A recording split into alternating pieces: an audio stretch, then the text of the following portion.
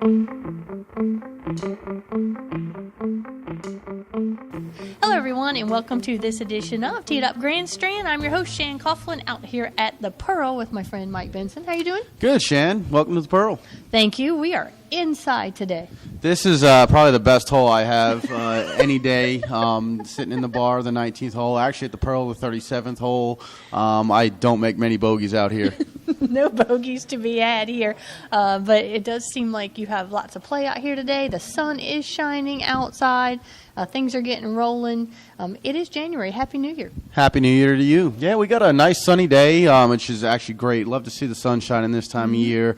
Temperature's a little bit low, but certainly nothing that you couldn't play in. In fact, we got some members coming in to play some golf right now. Oh, we got the big thumbs up. We got so a that's thumbs up. good. Yeah, he's ready to go.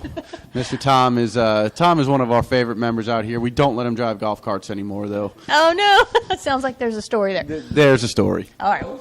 No, he's saying no stories. Well, one thing I do want to ask you about, though, because you did bring up a good point.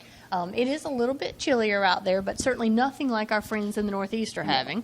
What are some tips that you give people on how to score better when it is a little colder? Because I'll be honest, my scores generally rise when the temperature lowers. Yeah, I mean, some of it has to do with, of course, the conditions just being a little cooler. The ball doesn't travel as far. It's a good idea to maybe get a ball with a little lower compression, something that when you swing it does compress a little easier. Your top end golf balls for players that don't have the fastest swing speeds don't necessarily compress as well in the cold weather. So you want to have something on the lower compression side, something like a Titleist DT Solo or Nike PD Soft or something that you know is going to compress. Okay.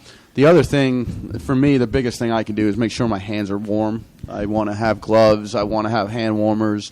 The only time I want to take my hands out of my gloves is when I'm actually going to hit my shot. And, of course, the top of my head. I don't have much insulation up there, so a hat is important to me.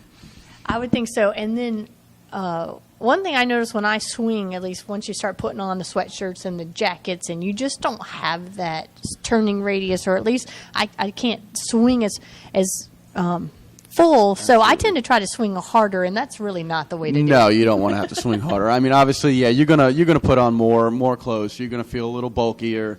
Key is the layer. I mean, smaller layers instead of the big bulky down jackets. Right. Obviously, we want to put a real good thermal layer on underneath everything, and then just layer on top of it. But, yeah, of course, your range of motion is going to be cut down, and you got to fight the urge to try to overswing.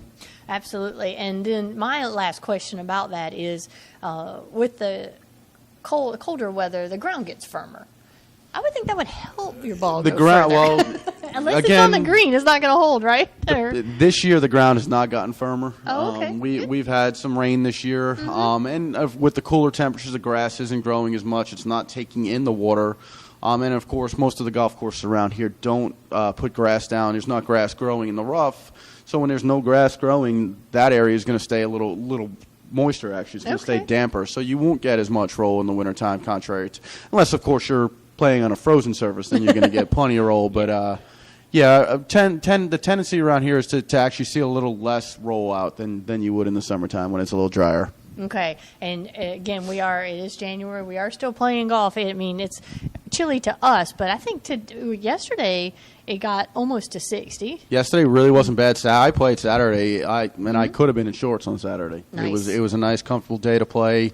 And today, when I've told you this many times in college, we would play as long as there wasn't snow on the ground. We were out playing golf. I know y'all were a little crazy though, but you can see the sun coming in on us. If you're listening, folks out there on one of our many radio apps, we appreciate that by all means. But definitely head over to thegolfdirector.com and look for the Pearls January update. So since we are updating for January, any new things for the year planned out here at the Pearl? Still pushing our memberships. We're actually building a real strong membership this year. It's going to be we've probably doubled our membership from last year, putting together some member events and some fun pro-ams going on with the platinum card. So we're looking for a great 2016 season.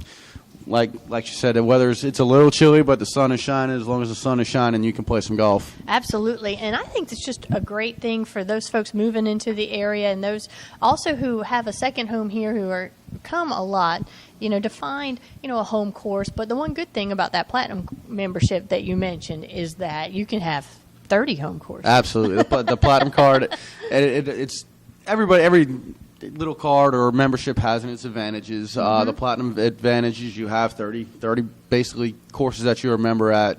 Play at a great rate. You can't beat play 4 rounds, get the 5th one for free. That's as good as it gets. And basically buying the membership is free. I'm not sure what they're charging for the membership, but you get a $100 gift card right back to use at any of the courses that you join. Yeah, it's $119 right now, so you get $100 back for $20. The great thing about out here is, out of one clubhouse, you guys have the 2 courses, the East and the West, completely different fields, completely different looks, completely different grasses.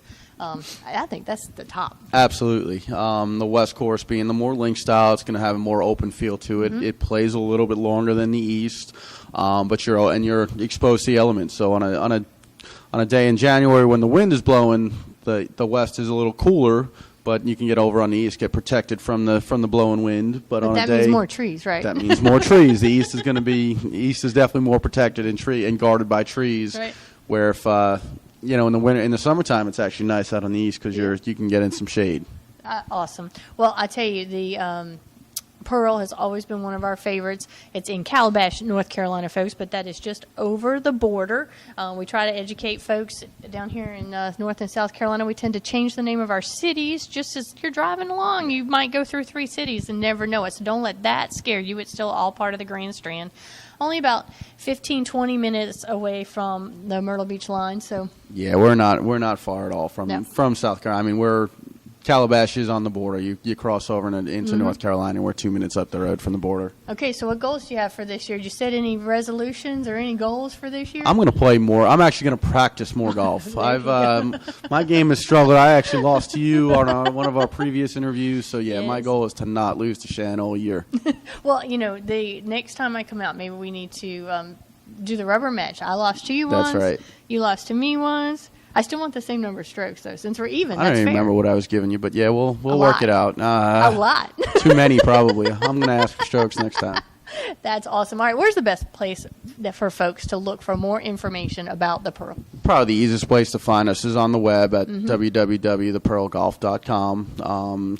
If you're driving along in the car or just want to call and talk to someone, you can certainly give the golf shop a call at 910-579-8132. Our staff loves to chit-chat, and they'll be happy to tell you all about the course conditions and what we have going on. Especially what's going on here at instead of the 19th, what is it, 37th hole? I guess it's the 37th, yeah. We got 36 holes of golf and 1 hole of pure fun. There you go. Well, Mike, thank you so much for having us out. It's great to talk to you. As always, folks, definitely check them out at www.thepearlgolf.com. All right, it's also over Mike's shoulder there. You can look at it if you're watching us. All right.